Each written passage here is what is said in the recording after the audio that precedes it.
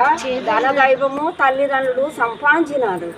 ఈ నలుగురు పిల్లలు ఒక్క గడియలో పుట్టిండ్రు, ఒక్క గడియలో పెరిగిండ్రు.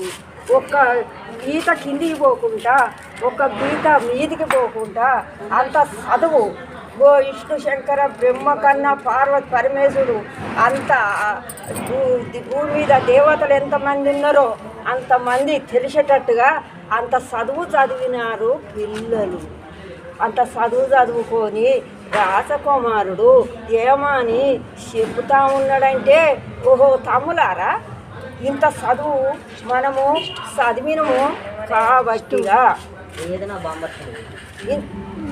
ఇంత చదువు మనము చదివినాం కాబట్టిగా ఈ భూలోకము ఏడ పుట్టిందో ఏడ పెరిగిందో చూసేటానికి బయలుదేరి ఇక మనము పోదాము. మన తల్లిదండ్రులతో చెప్పుకోవాలి. కళ్ళకు కన్నీళ్ళు లేకుండా కొత్త బట్టలు పట్టించి మాకు 4 గుండెలు నవగాయ ఒంటరి ఉండి మంచిగా ఊరు బయట దాకా సాగదోలి వెనుకకు తిరిగమని చెప్పుండ్రి తమ్ములారా అని రాసకుమారుడు ఆ పిల్లలకు చెప్పినాడు. చెప్తే ఈ 4 పిల్లలు ఎవరి తల్లిదండ్రుల రాజుల దగ్గరికి పోయి అమ్మా నాన్న అని పిలిచింది.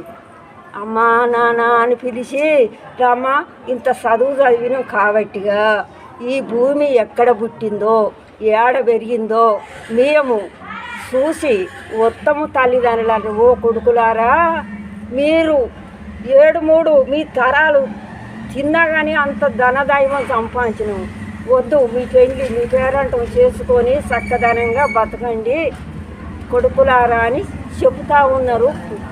అమ్మ ఇంత చదువు మీరు చదివించారు కాబట్టిగా, ఇంత చదువు మీరు చదివించిండ్రు, ఈ చదువు చదివించారు కాబట్టిగా ఈ భూమి ఎక్కడ పుట్టిందో ఏడ పెరిగిందో చూసి వచ్చినాకనే మా పెళ్లి పేరంటం చేసుకుంటున్నాం, అంతసేపటిదా మా పెళ్ళిళ్ళు చేసుకోము అని తల్లిదండ్రి రాజులతో చెప్పుకున్నారు. అప్పుడు కొత్తవి బట్టలు పట్టించి మంచిగా 4 కూరలు నవగాయ వంటలు వండి ముత్తమంతా కొత్తది దస్తిగుడ్డ చూసి మంచిగా అన్న భోజనము వండి ఆ పిల్లలకు సర్ది కట్టి ఆ చేతికి ఊరు బయట దాకా సాగదోలి వెనుకకు తిరిగిండ్రు తల్లిదండ్రులు. వెనుకకు తిరిగి మళ్ళా బయలుదేరి మా పిల్లగాళ్ళు పోతా ఉన్నారు.